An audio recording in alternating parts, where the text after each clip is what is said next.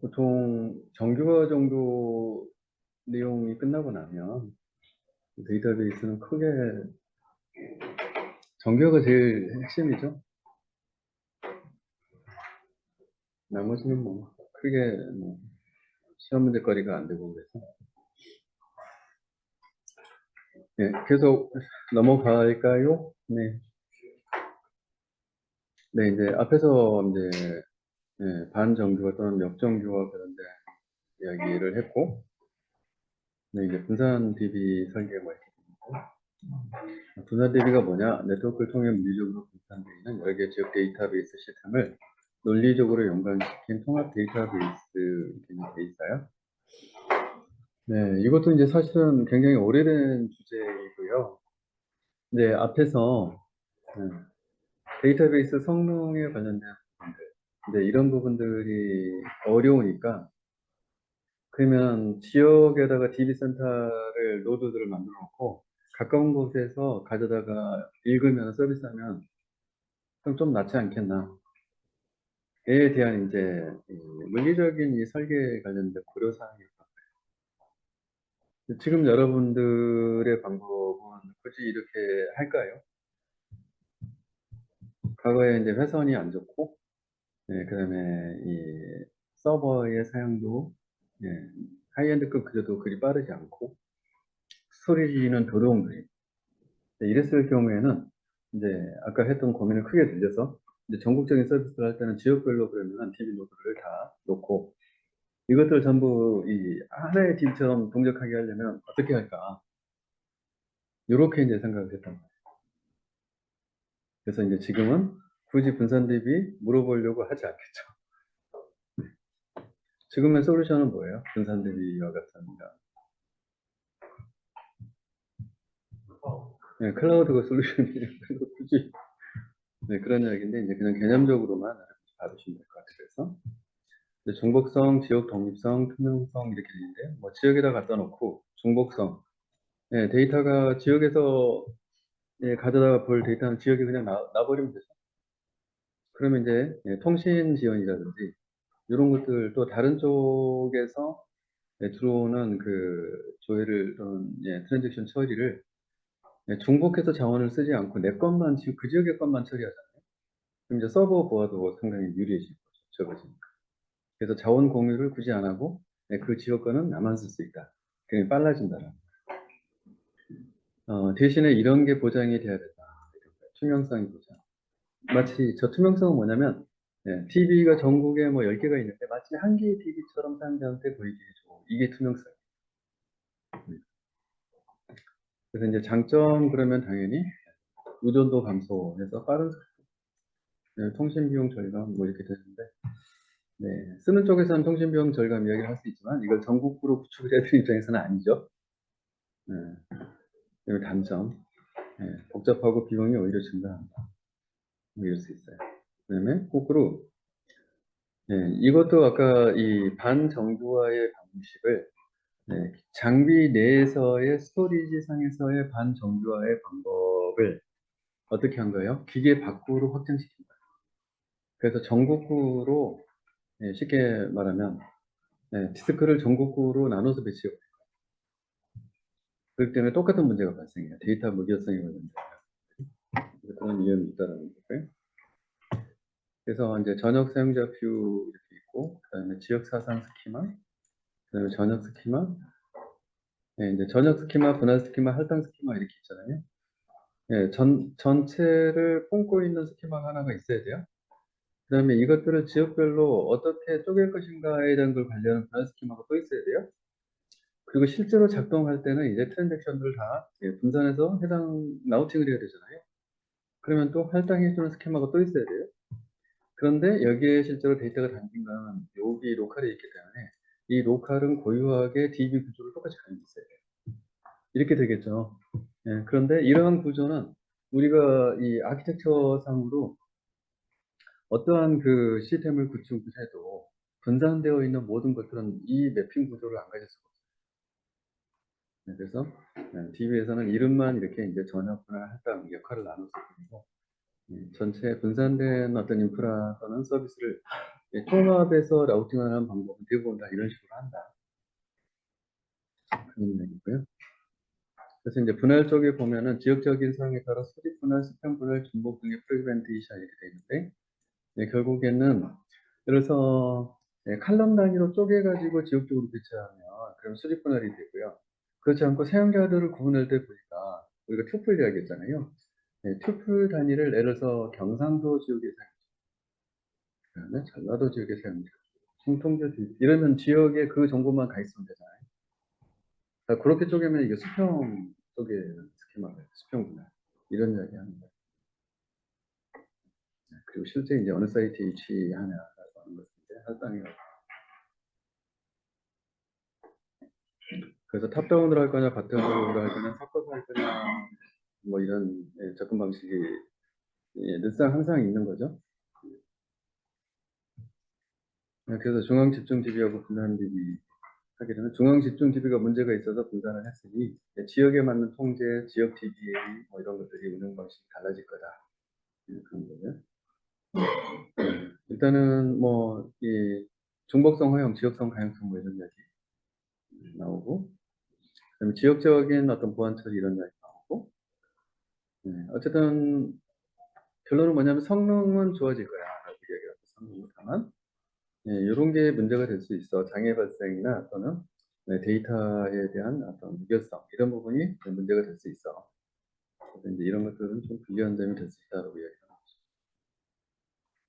그래서 이제 앞에서 투명성을 가져야 돼라고 얘기해서 분할 투명성. 분할에도 하나로 보여야지라고 말한 거예요. 그다음 위치 투명성. TV가 어디에 있는지 알 필요가 없어라고 얘기합니다. 실제로 서비스를 지역에 가까운 데서 유리한 데이터를 놓고 하는 것 뿐이지. 예를 들어서 그 데이터 말고 다른 지역에 할당되는 이 데이터를 보고 싶어요. 그럼 안 보여주면 안 되잖아요. 그럼 그것까지 똑같이 얘는 처리를 해요. 근데 이제 선택과 집중을 한 것 뿐이죠. 그래서 물리적인 위치는 당연히 뭐 사용자가 알 필요가 없는 거고요. 응용 시스템 입장에서 알 필요가 없는 거고요. 그다음에 지역에 관련된 투명성들. 그래서 뭐 이름을 경산도인데 예를 들어서 경상이라고 안 써도 상관없다. 당연한 얘기고요. 이제 중복 투명성. 여러 사이트에 중복되어서 관리는 실제로 되지만 그걸 알 필요가 없다. 왜냐면 한 군데에 있는 데이터가 다른 쪽에 있는 데이터가 항상 정합성이 맞도록 그걸 유지를 할 거기 때문이라고. 그다음에 장애 투명성. 문제가 생겨도 데이터 무결성이 보장이 된다라는 거고요. 통상은 투페이스 커밋을 통해서 모든 분산 DB에 똑같이 커밋이 떨어지지 않으면 롤백을 시킵니다. 그렇게 해서 이제 데이터 무결성을 시키는 이제 방식을 씁니다. 그다음에 병행 투명성. 다수 트랜잭션이 동시에 수행이 되더라도 트랜잭션이 가지고 있는 고유한 특성을 유지를 한다라는 거고요. 이것도 이제 뭐 락킹 기법이나 타임스탬프 기법을 써서 실제로는 여러 지역에서 동시에 이쪽으로 요청이 날아올 수 있어요. 하지만 시리얼라이제이션, 일렬로 그냥 처리 준 것과 똑같은 결과를 그런 것을 이제 저희가 트랜잭션 이제 병영 동시 수행이라고 얘기해요. 그래서 이제 DB 설계 고려상 DB 모델이나 DB 언어 간에 지역별로 구축하다 보면 달라질 수도 있다. 이런 얘기하는 거고요. 그래서 분산된 트랜잭션을 일관성이나 정합성 이걸 유지를 하게 하려면 기법을 써야 된다. 그런 얘기하고 2PL, 투페이스, 락킹, 타임스탬핑 뭐 이런 걸 써야 된다. 분산 시스템의 보안 문제를 같이 고려를 해라. 그래서 네트워크에 관련된 문제. 이게 이제 뭐 근거리에 있는 것들은 상관이 없는데 거꾸로 근거리에 없는 데이터를 불러올 때는 네트워크 문제가 발생하겠죠. 그래서 그런 것까지 고려를 해서 성능 이슈 부분들을 설계를 같이 해야 됩니다. 중복 데이터는 어떻게 전파해서 갱신시킬 거냐 이런 거. 그래서 위치 관리를 어떻게 할 거냐 해서 위치 정보 자체를 종목적으로 다루고 있을 거냐, 아니면 중앙에 하나를 그냥 참조해서 가져갈 거냐, 이런 것들 이야기한다. 근데 뭐 있다라고만 이제 한번 아시고 여기 시험 문제 출제될 가능성은 되게 낮아 보여요. 아까 그런 이슈, 클라우드라든지 이런 변화 때문에. 네, 그다음에 이제 TV 용량을 설계한다. 이건 데이터베이스 용량 설계에 관련된 이야기고요. 그래서 TV의 사이즈를 이제 정하는 이제 그런 과정들이죠. 그래서 정확한 데이터 용량 산정에서 공간을 효과적으로 사용하고 이제 연차별로 장비 투자를 하면 이제 금액이 비싸니까 그래서 스토리나 이런 용량들을 어떻게 단계별로 늘려갈 건지에 대한 것들, 이런 것들에 대한 이야기에 영향을 미친다는 거죠. 그럼 용량 설계 시 이제 레이드 방식 이런 것도 이제 같이 유리한 쪽으로 결정을 해라. 뭐 이런 거고, 그다음에 I/O 집중 뭐 이런 부분도 같이 감안해서 충분히 버퍼를 가져가라고 하는 거예요. 레이드는 아직 안 배우셨죠? 컴퓨터 이제 구조 과목 하시면 스토리지 구성 방식에 대해서 레이드라고 하는 방식을 이제 대규모 사이트에서는 다 써야 레이드. 그래서 레이드 0, 1, 뭐 레이드 5, 뭐 레이드 6 뭐 이런 것도 이야기를 하고 레이드 1, 0 이런 것도 이야기를 하고 근데 거기 가면은 결국에는 디스크가 물리적으로 손상을 입어도 논리 데이터에 문제가 없게 만들 수 있는 방법 이런 거를 감안했을 때 데이터 디스크를 결국은 중복적으로 가지고 있다가 중복적으로 쓰면 되잖아요. 그런 이야기를 하는 거예요. 그래서 레이드가 이제 그런 것들을 하는 방법. 그래서 용량 설계를 한다라고 하면 용량은 결국은 데이터가 저장될 공간의 크기를 이야기하는 거죠. 그럼 결국은 데이터가 얼마큼이야라는 것을 하면 되는 거예요. 그래서 기초 이제 데이터를 먼저 수집을 한다. 그래서 데이터 조사는 이제 샘플, 위치, 엔티티 타입, 테이블명, 로우 길이, 보존 기간, 그다음에 초기 건수, 건수가 결국에는 이것들을 곱하기 하면은 공간 이제 계산이 된다는 얘기예요. 발생 건수, 발생 주기, 연 증가율 뭐 이런 식으로 해가지고 이거로 전체 데이터 총 차지하는 공간 사이즈를 계산하겠다고 그렇지. 그래서 DBMS 내 오브젝트별로 용량을 선정하자. 단순히 쓰는 공간만 필요한 건 아니에요. 그래서 오브젝트별로 테이블 또는 테이블 스페이스 또는 실제 쓰는 물리적인 디스크 이런 것들을 감안을 해서 전체 사이즈를 계산해야 된다. 그래서 이제 단계별로 최종 디스크 사이즈로 결론을 내리기 전에 이런 것들까지 다 감안을 해서 용량에 포함시킨다. 그래서 실제 이제 설계 사례 때 뭐 테이블 스페이스나 또는 데이터 파일 용량이나 이런 것들을 이제 그렇게 해서 최종 디스크 용량이 얼마나 돼야 될지 이런 것들을 이제 지원이나 사례. 결국에는 요거 이제 뭐 DBA가 일부 자료를 줘야 되겠지만 결국엔 최종적으로 디스크 스토리지 사이즈 산정은 인프라 팀에서 해요. 이제 인프라 쪽에 서버하고 스토리지 담당자가 이제 서버 아키죠. TA가 DB 쪽에 얼마큼 주는데 이렇게 요청을 하면서 이런 데이터들을 달라고 하겠죠. 네, 그 다음에 이제 인덱스의 정 검사 연산을 이제 최적화하기 위해서 탐색 키라고 하는 게 이제 있다는 거죠. 그럼 해당 데이터가 실제 위치하는 정보 포인터, 이거로 구성되어 있는 데이터 구조다. 그러니까 결국에는 얘도 인덱스도 하나의 테이블인 거죠. 이 테이블 안에 탐색 키와 그다음에 위치 정보를 담고 있는 거. 그래서 이제 문제적인 순서, 클러스터드, non 클러스터드, 그다음에 밀집도, 덴스, 또는 스파스, 그다음에 구현 방식, 리버스, 비트맵, 펑션 베이스드 이런 유형의 이제 인덱스 유형들이라고 합니다. 그래서 이제 인덱스 설계 절차에서 이제 접근 경로를 수집하고 이제 프로그램 설계를 하면서 인해서 프로그램 처리 조건 이런 걸 통해서 이제 예상 접근 경로 수집하고 분포도 조사에 의해서 후보 컬럼을 선정하고 테이블의 평균 노수하고 테이블의 총 노수 이거 이제 분포도 이거를 이제 조사를 한다는 거예요.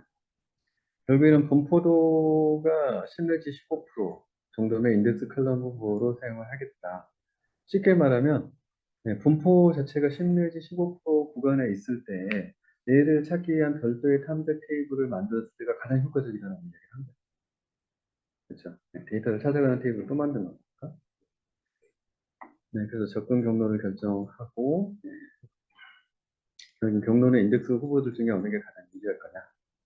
컬럼 조합 및 순서 결정. 그래서 단위 컬럼이 분포도가 양호하면 그걸 쓰는데 그게 아니라 그럼 컬럼을 조합해서 인덱스를 만든다. 그렇죠? 그다음에 적용해서 실제로 인덱스 적용했을 때 빠른지에 대해서 시험을 해본다.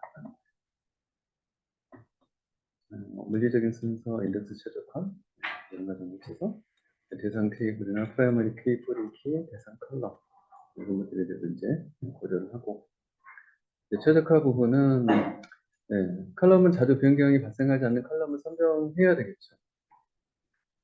변경이 많이 발생하면 거꾸로 영향을 받아서 인덱스가 계속 다시 재구조가 되거든요. 왜냐면 가장 빠르게 접근하기 위해서 이걸 계속 스스로 재구조를 해요. 근데 이제 그 자체가 성능에도 영향을 미쳐요. 그러다 보니까 이제 그런 부분도 최소화되도록 해야 된다고. 그래서 칼럼 분포도, 테이블 접근 방법 이런 것들을 고려해서 지속적으로 좀 인덱스가 최적화될 필요가 있다. 이런 얘기. 네, 이제 DB 운영 쪽으로 넘어갔습니다. 그래서 이제 설계 관련 내용들에서 고려사항들은 인덱스까지 해서 끝이 났고, 트랜잭션 쪽으로 이제 넘어갑니다. 이제 트랜잭션은 뭐냐? 데이터의 정확한 일관성과 무결성을 보장하기 위해 완전히 정렬된 데이터베이스 처리의 논리적인 작업단이다. 그래서 트랜잭션의 주요 특징으로 해서 ACD라고 많이 이야기해요. 이제 원자성 ACD 이거는 지금 아토머스티에서 원자성 분해 불가능한 가장 작은 단위에 대한 이야기죠. 이거를 원자성이라고 해요. 그래서 실제 실행됐을 때 다 되든지 아니면 말든지 문제죠. 그래서 뭐 부분적으로 안 되는 게 있으면 당연히 롤백을 할 수밖에 없어요. 예, 그렇게 안 되고 커밋이 항상 되게 하려면 수행이 가장 최소 단위화돼요. 이런 얘기고, 그다음에 일관성, 컨시스턴시, 그 트랜잭션이 성공적으로 완료되면 언제나 모순이 없는 상태를 유지한다. 이거는 뭐냐면 데이터베이스 내 데이터들에 대한 정합성을 얘기를 하는 거예요. 그래서 트랜잭션이 중간에 커밋이 정상적으로 됐으면 데이터베이스에 문제가 없는 게 당연한 거죠.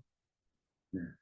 그게 안 되고 깨졌다라고 하는 문제가 되기 때문에 트랜잭션의 주요 특징 중에 하나는 일관성이라고 하는 얘기가 들어가 있는 거예요. 그래서 트랜잭션이 성공 완료, 커밋이 정상적으로 있다 라고 하면은 DB는 언제나 모순이 없다 라는 조건이 충족이 되어야 합니다.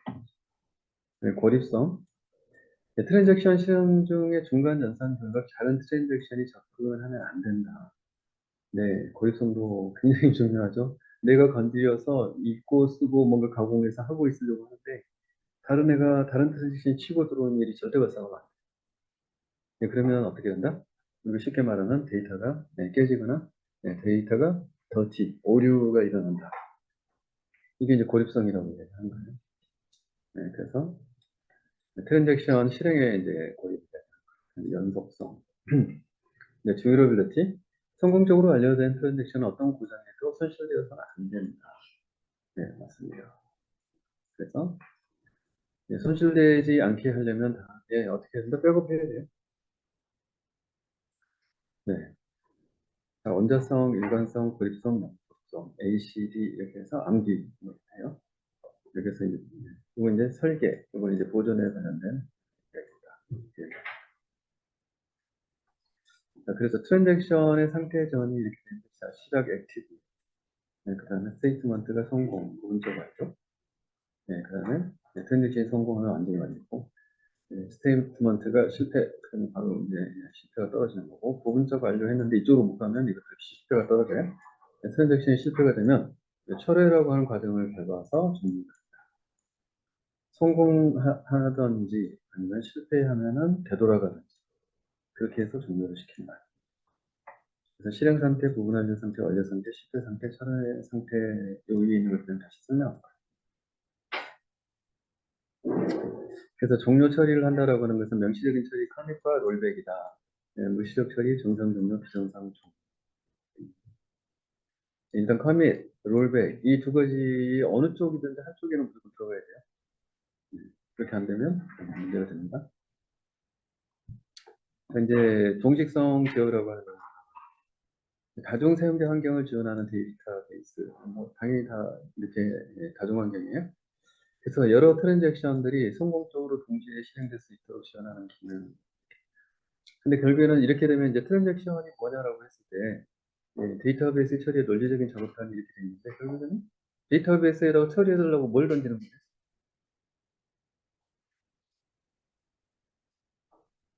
데이터베이스에서 처리해달라고 뭘 던지는 거예요? 데이터베이스 처리해달라고 던지는 게 뭐예요? 실체가? DML 기준으로 날릴 거잖아. 그럼 처리해달라고 응용이 던지는 게 뭘 던져요? SQL문 말이죠. 맞아. SQL문의 결국의 내용은 뭐예요? 하나의 비즈니스를 완료하기 위해서 필요한 SQL문으로 이루어져 날아갔다 되돌아오잖아요. 네. 그래서 이 비즈니스 하나가 완료가 되면 예를 들면 단순 조회가 끝나 있든지 아니면 실제로 인서트가 돼 있든지 아니면 실제로 업데이트가 돼 있든지 아니면 또는 딜리트가 돼 있어야 돼요. 근데 이게 하다가 말면 어떻게 돼요? 그러면 그건 데이터 깨진 거예요. 그러면 DB의 일관성이 깨져버린 거죠. 이런 문제가 된단 말이에요. 그렇기 때문에 모든 데이터베이스 자체는 이것들을 성공적으로 보장해 줄 수 있는 메커니즘을 갖고 있어야 된다고 이야기합니다. 그러려면 이 ACID라고 하는 요건을 어떠한 데이터베이스 솔루션이든지 충족시켜야 돼요. 이해되시죠? 네. 그래서 MySQL이든 오라클이든 아까 NoSQLDB, MongoDB 뭐라고 하든 무조건 데이터베이스는 저 ACD라고 하는 특성을 요건을 만족시키지 못하면 그 데이터베이스 가치가 없습니다. 이 이야기를 제가 하는 거예요. 네. 자, 이제 그렇게 되면은 지금 동시성이라고 하는 게 가장 이제 이슈가 되는 거예요. 왜냐하면 같은 이 트랜잭션이 같은 데이터를 요구할 때, 그러면 금방 말하는 게 깨질 가능성이 되게 높아져요. ACD가 위배될 가능성이 되게 높아져요. 자, 그러면 그걸 어떻게 처리를 할 수 있니가 결국에는 ACD를 충족시키는 핵심적인 어떤 펑션, 데이터베이스가 가져야 될 펑션인 거예요. 그 이야기를 지금 하려고 동시성 제어 이야기하는 거예요. 그래서 데이터베이스 시스템에서 여러 트랜잭션들이 성공적으로 동시에 실행될 수 있게 하겠다. 방법은 근데 하나밖에 없어요. 동시성치의 기준이 이렇게 되어 있죠. 트랜잭션 스케줄이 어떻게 되는 거냐. 시간에 따라서 실행되는 순서인데 그걸 우리가 이제 직렬 가능성이라고 이야기해요. 자, 우리가 생각하는 트랜잭션들은 동시에 자발적으로 날라와요. 그렇겠죠. 사실은 칸카런트하게 날라오는 것처럼 보여요. 근데 시스템이 걔를 받아들일 때는 어때요? 세상에 그럴 리가 없어요. 우연히, 진짜 우연이 아니고서는 그건 불가능한 이야기다. 그래서 어떻게 한다? 내가 받을 때는 이 사용자는 동시에 엔터 쳤다고 생각하지만 시스템이 받아들일 때는 어떻게 해요? 1000분의 1초 밀리세컨 단위로 이 녀석이 들어온 볼 거잖아. 밀리세컨까지 맞춰서 눌렀으면 어쩔 수 없어. 그런데 그렇게 누를 확률이 있어요, 없어요? 네, 확률적으로 거의 불가능해요. 그래서 시스템이 들어왔을 때는 이 녀석을 마치 순서대로 들어온 것처럼 처리를 할 수 있다라는 거예요. 그럼 어떠한 멘트로 이렇게 들어오든 순서대로 처리하면 결과가 똑같아요. 이렇게 처리할 수 있게 보장을 DBMS가 해줘야 돼요. 그래서 이제 동시성 제어가 실제로 안 된다라고 했을 때는 어떤 문제가 생기냐. 갱신 분실 문제 이런 게 있고요. 불일치 문제 이런 거 있고요. 연쇄 복귀 문제, 회복 불능 문제 이런 문제가 있어요. 그래서 이제 이런 거는 이제 시험에서 가끔씩 물어봐요. 그래서 갱신 분실 그냥 여러분들이 의미 이해되시죠? 동일 데이터를 트랜잭션 1과 트랜잭션 2는 지금 다른 사용자가 처리해줘 하고 날린 거예요. 그래서 A라고 하는 데이터를 읽어와 이렇게 말하는 거죠. 그 다음에 A를 읽어서 플러스 100을 해줘 이렇게 말하는 거예요. 그러면 A의 결과 예상값은 100에다가 100 더하면 뭐가 돼요? 200이네. 그런데 또 다른 사용자가 트랜잭션을 날렸어요. A를 읽어줘 이렇게 한 거예요. 그래서 100을 읽어왔어요. 근데 얘는 거기다가 플러스 200을 해줘 그렇게 말한 거예요. 얘 예상값은 얼마예요? 300입니다. 근데 실제로는 얼마가 됐을까요? 네, 왜냐하면 지금 보시면 얘가 더 늦게 업데이트 했잖아요, T2가. 그러니까 얘 값이 반영될 거잖아요. 그러면 이제 값이 이렇게 돼버린다는 거예요. 네, 그러면 A가 조회했을 때는 황당하겠죠. 나 100 넣었는데 300이 나왔네, 뭐 이러면서 200 개는 뒤에 300 됐지, 뭐 이런다는 거예요. 네, 그래서 이런 경우가 이제 갱신을 했으나 중간에 가로채기에서 나중에 업데이트한 자의 데이터가 반영이 되기 때문에 그 중간에 그러면 얘가 못 들어오게 막아야 되는 거죠. 네, 맞아요. 얘가 데이터를 아예 읽어가지도 못하게 하거나 이렇게 해야만 걔가 안 쓰겠죠. 얘가 이거를 추가하고 싶다 그러면 어떻게 되는 거예요? 얘 끝난 다음에 얘가 그 다음에 추가해요. 맞죠? 그럼 그동안은 읽지 못하게 얘가 막고 있는 거예요. 근데 사실 이게 긴 시간이에요? 아니면 순식간이에요? 시스템 안에서는 순식간이에요. 근데 이 순식간의 것들을 수백만 건이 동시에 밀려들어서 얘가 지금 연산을 하고 있기 때문에 문제가 돼요. 그래서 사용량이 많지 않을 때는 DB가 뭐 엉터리여도 문제가 안 생겨요. 데이터베이스가 아무리 좋아도 트랜잭션이 많이 몰리잖아요. 그러면은 오류가 생겨요. 왜냐하면 자원 관리를 CPU가 하잖아. 근데 CPU가 나 100차 가지고 일을 더 이상 못하고 있어. 근데 막 계속 일 중에 얘가 일을 자원 분배 안 했을거든. 자원 분배 안 하고 있다가 얘가 정신 차렸을 때 가가지고 접근하는 해당 처리건이 메모리에 어디에 있는지 얘가 예측을 이제 못하는 거예요. 이때부터는 랜덤이에요. 그럼 아무거나 들고 오는 거예요, 메모리에서. 그러고서 CPU가 또 계산할 거예요. 그래서 여러분들이 노트북이나 데스크탑에서 그렇게 해서 뻥났네 뭐 이러면서 데이터 보면 엉망이죠. 그러니까 DBMS 솔루션의 문제가 아니라 CPU나 메모리가 부족한 무조건 그런 현상이 나와요. 그거는 연산하는 얘가 고장났기 때문에 그렇죠? 근데 그런 것들이 정상적이라는 가정하에 DBMS 자체는 이걸 할 수 있어야 돼요. DBMS가 올바라도 금방처럼 CPU 다 차고 메모리 차고 그러면 이런 오류 충분히 생겨요. 자, 불일치 문제. TV가 일관성은 모든 상태로 남는다. 동시에 실행됐을 때. 뭐 해서 T1, 리드 A 40, 썸 40, 50, 썸 90, 그다음에 C를 읽어서 다시 썸 110 이렇게 했어요. T2가 중간에 이제 들어왔죠. 리드 C를 읽어요. 업데이트를 30에서 20으로 해놨어요. 네, 지금 뭐가 발생하는지 지금 보여주려고 했잖아요. A를 읽었어요. 40을 똑같이 읽어왔네요. 업데이트 A를 50으로 바꿔놨어요. 그리고 커밋을 실행해 버렸어요. 근데 예전에는 아직 커밋이 안 끝났네요. 자, 이렇게 되면은 T1의 예상은 지금 120을 예상을 했고 T1의 결과는 110이 나온다는 거예요.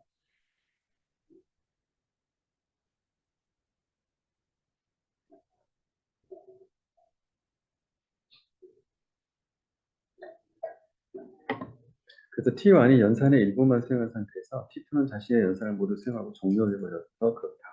이렇게 이야기하는 거예요. 그럼 연쇄 복귀 문제.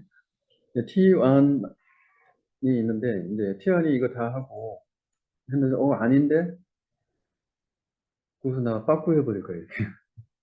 근데 문제는 얘가 중간에 처리한 결과를 T2가 받습니다. 그래서 이걸 가지고서 얘가 커밋 해버려요. 그러면 얘 롤백 시키면 돼요, 안 돼요? 예. 얘를 롤백을 하려면 얘도 같이 롤백이 돼야 되고 얘가 롤백 된 과정에서 얘가 다시 롤백해야 돼요. 근데 지금 HD는 뭐예요? 이것과 이것들이 각각이 고유하다잖아요. 네, 그렇게 되면은 이거를 취소를 하는 방법은 이렇게 캐스케이딩하게 해야 되는데 캐스케이딩 할 방법이 없어요. 네, 그렇게 되면 이제 문제가 된다. 그래서 롤백 자체가 안 된다. 이렇게 롤백 하려고 하면 뭐예요? 이미 얘는 커밋을 했기 때문에 DB 입장에서는 얘가 이제 완전성이 확보된 거잖아요. 이거를 거꾸로 되돌려 그러면 DB가 허용을 해야 하네요. 허용하면 안 돼요. 지금 그 이야기하는 거예요. 네, 그렇게 되면 연쇄 복귀 문제, 회복 불능 문제라고 부르는 이런 현상이 발생합니다. 자, 그렇게 하면 동지성을 갖게 이제 만들려고 하면 어떠한 기법을 써야 될까요? 이렇게 말하는 거예요. 그래서 방법은 뻔해요. 데이터 내가 읽고 있을 때 남이 못 읽게 하면 돼요. 그죠? 그다음에 내가 커밋하기 전에 내가 읽어갔다고 해도 읽어진 결과를 내가 커밋하기 전에 처리하면 안 됩니다. 다음 프레젠테이션. 락킹 기법. 이건 락은 이제 말 그대로 데이터를 실제로 내가 딱 내가 그걸 읽어오는 순간에 잠금을 해버리겠다. 그리고 나서 상호 배제 기능, 다른 애가 읽어가서 내가 끝날 때까지 기다리고 또는 나는 제가 끝날 때까지 기다리고 이런 게 상호 배제라고 해요. 그런 것들을 이제 못하게 하겠다. 뭐 이런 거고. 타임 스탬프 오더링. 트랜잭션이 시스템에 이제 들어올 때마다 거기에다가 꼬리표를 달아주는 거예요. 그래서 시간표를 달아주고 이것들을 처리할 때 시간표를 보고 빠른 애부터 계속 처리를 해가는 그렇게 되면 자연스럽게 직렬성이 보장이 된다는 거죠. CLIation. 이렇게 해서 이제 트랜잭션이 이런 경우는 기다리지 않는다. 그래서 데드락을 방지할 수 수 있다. 그 다음에 낙관적 기법. 네, 그 다음에 트랜잭션이 실행되는 순간 어떤 검사도 실행하지 않는다. 네, 이게 낙관적이란 말은 예, 잘 될 거야라고 생각하는 거예요. 예, 그래서 트랜잭션 수행 마지막에 갱신사항이 시뮬레이션, 진열 가능성이 위반하는 경우가 있는지만 검사해서 없으면 그냥 확정해버리겠다. 그러니까 중간중간에 얘는 체크를 하겠다, 안 하겠다. 안 하겠다고 생각합니다. 네. 그래서 굉장히 낙관적이다라고 해서 붙여놓은 거예요. 네. 자, 그러면 락킹이나 타임스탬프 같은 경우에는 이 경우에는 쓰기를 하는 트랜잭션에 대해서는 무조건 있어야 되죠.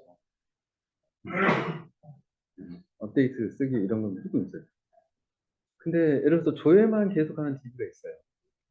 조회가 주로 이 서비스의 내용이야. 읽기만 할 거야.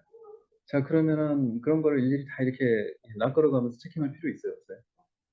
네, 값이 변경될 여지가 거의 없죠. 네, 그러면 그런 경우에는 굳이 자, 락킹이나 타임스탬프 이런 것들은 시스템이 추가적으로 뭔가를 막 하고 있죠. 특히 락킹은 잡고 있잖아요.